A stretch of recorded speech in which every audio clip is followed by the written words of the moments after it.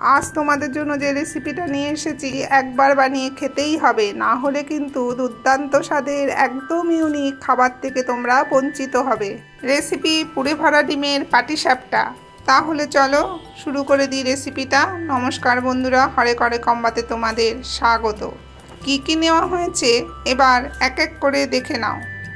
কিশমিশ, হলুদ গুঁড়ো, আদা বাটা, 3টে ডিম, কাশ্মীরি লঙ্কার গুঁড়ো, টমেটো সস, 5টা আলু, নুন, 2টো পেঁয়াজ, সয়াবিন, 21টার মতো রসুনের কোয়া, 2টো তেজপাতা, 1 চামচ মেথি, দারচিনি, লবঙ্গ, এলাচ, 1 চামচ সাদা জিরে, 1 চামচ ধনে, 2টো কাঁচা লঙ্কা। একটা ভাজা গুঁড়ো মশলা তৈরি করার জন্য কড়াইতে 3টে এলাচ, 1 টুকরো দারচিনি, 5-6টা লবঙ্গ দিয়ে দিল 1 চামচ ধনে, অ্যাড হলো 1 চামচ সাদা জিরে, আর দিল 1 চামচ মেথি।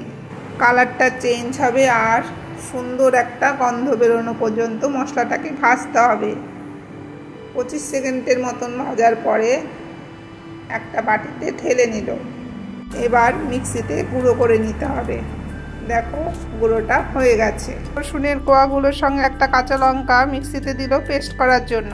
সেদ্ধ করা আলু আর সোয়াবিনগুলোকে ভালো করে ম্যাশ করে নিচ্ছে। এবার পুরটাকে রেডি করতে হবে। তার জন্য কড়াইটা গরম হলে ওর মধ্যে 4 চামচ সর্ষের তেল দিয়ে দিল পেঁয়াজ কুচি, রসুনের পেস্টটাকে দিয়ে এবার একটু নাড়িয়ে নিচ্ছে। অ্যাড হলো 1/2 চামচ নুন, আবার একটু কষিয়ে ওর মধ্যে 1/2 চামচ হলুদ দিয়ে দিল। আবার কষানোর পালা। অ্যাড হলো 1 চামচ আদা বাটা আর 1 চামচ চিনি। আবার একটু নেড়ে চেড়ে ওর মধ্যে 1 চামচ টমেটো সস দিয়ে দিল। কিছুক্ষণ কষিয়ে দিয়ে দিল আলু মাখাটা।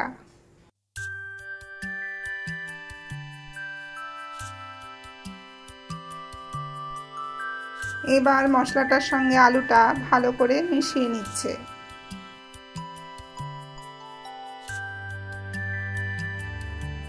কষানো শেষ, এবার নামিয়ে নিচ্ছে। দিচ্ছে 1 চামচ ভাজা মশলার গুঁড়ো। আলুটা গরম অবস্থায় ভাজা মশলাটা দিয়ে ভালো করে মিশিয়ে নিতে হবে। পরে দিলে মশলার গন্ধটা কিন্তু ইনট্যাক্ট থাকবে। এবার চলো ঝোলটা রেডি হচ্ছে দেখে নিই। কড়াইটা গরম হলে ওর মধ্যে 6 চামচ সর্ষের তেল দিয়ে দিল। ফোড়নের জন্য দিল একটা এলাচ, 2টো লবঙ্গ আর 2 টুকরো দারচিনি, 2টো তেজপাতা, দিল একটা কাঁচা লঙ্কা। আমরা 2টো পেঁয়াজ নিয়েছি, একটা থেকে একটু বেশি পেঁয়াজ পুড়ে দেওয়া হয়েছে আর বাদবাকিটা এই ঝোলে দেওয়া হলো। অ্যাড হলো 1/2 চামচ নুন আর 1 চামচ হলুদ গুঁড়ো। চলো এবার কষিয়ে নিই। কষাতে কষাতে ওর মধ্যে দিয়ে দিল 1 চামচ আদা বাটা, দিয়ে দিল 1 চামচ টমেটো সস, দিল সামান্য জল আর অল্প পরিমাণে দুধ। অ্যাড হলো 1 চামচ কাশ্মীরি লঙ্কার গুঁড়ো। এবার ভালো করে কষাতে হবে যতক্ষণ না মশলা থেকে তেল ছাড়ছে। 6 মিনিট কষানোর পর দেখো মশলাটা থেকে তেল ছেড়ে দিয়েছে। এবার জল ঢেলে দিল। এইদিকে ঝোলটা ফুটতে থাক। চলো ডিমটা ফেটিয়ে নিচ্ছে, আমরা দেখে নিই। এবার এক এক করে ডিমগুলোকে ভেঙে নিচ্ছে।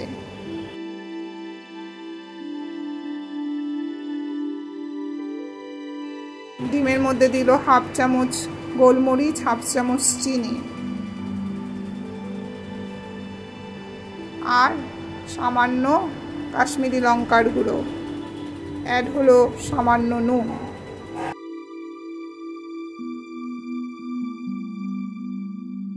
এবার ভালো করে মিশিয়ে পুরো দুধটা দিয়ে দিল। চলো এবার পরের ধাপে। প্যানটা গরম হলে ওর মধ্যে 1/2 চামচ সর্ষের তেল দিয়ে দিল। এবার দিল অল্প করে গোলাটা। প্যানটাকে একটু ঘুরিয়ে ঘুরিয়ে একটা গোল আকৃতি দেবে। উপরের রঙটা যখন একটু চেঞ্জ হবে তখন আলুর পুরটা দিয়ে দিতে হবে।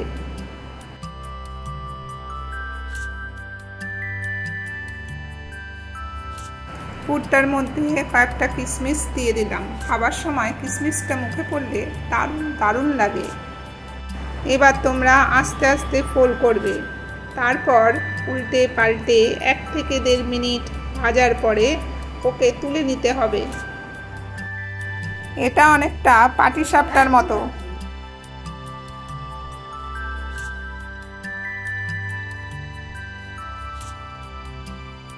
একই পদ্ধতিতে তোমরা আরেকটা দেখে নাও। আমরা এখানে পুরটা আলু আর সয়াবিন দিয়ে করেছি। তোমরা চাইলে পনির, মাংসের কিমা বা মাছের পুর দিয়েও করতে পারো। আমি এখানে ডিমের পাটিসাপটাগুলো একটু বড় আকারে করেছি। তোমরা চাইলে একটু ছোট করতে পারো। তোমরা দেখেছো গোলাটা কতটা পাতলা করা হয়েছে। খাবার সময় মনে হবে এটা পাঁপড়ে। ডিমের করা হয়েছে বুঝতেই পারবে না। পাতলা হওয়াতে পুর শুদ্ধ মুখে পড়ে তো, তাতে খেতে দারুণ লাগে। 3টে ডিমের পাটিসাপটা প্রায় 11টার মতন হয়েছে। তাহলে পুরে ভরা ডিমের পাটিসাপটা সবকটা হয়ে গেল। অতগুলো পুরে ভরা ডিম দিলে ঝোলটা অনেকটা টেনে নেবে, তাই অল্প জল অ্যাড করা হলো। এই কাপের 2.5 কাপ জল মোট দেওয়া হলো। ঝোলটা ফুটে উঠলে ওই ভাজা গুঁড়ো মশলাটা দিয়ে দিল। এবার এক এক করে পুরে ভরা ডিমগুলো দিয়ে দিচ্ছে। পুরে ভরা এই ডিমের রেসিপিটা কেমন লাগলো কমেন্টে জানিও। ভালো লাগলে একটা লাইক করো আর শেয়ার করার অনুরোধ রইল। পুরে ভরা ডিমগুলো দিয়ে 6 মিনিট ফোটানোর পর গ্যাসটা অফ করে দিল। তাহলে রেডি পুরে ভরা ডিমের পাটিসাপটা। তোমরা দেরি না করে বানিয়ে ফেলো। তোমরা সবাই ভালো থেকো, সুস্থ থেকো। আবার দেখা হবে অন্য এক নতুন ভিডিওতে।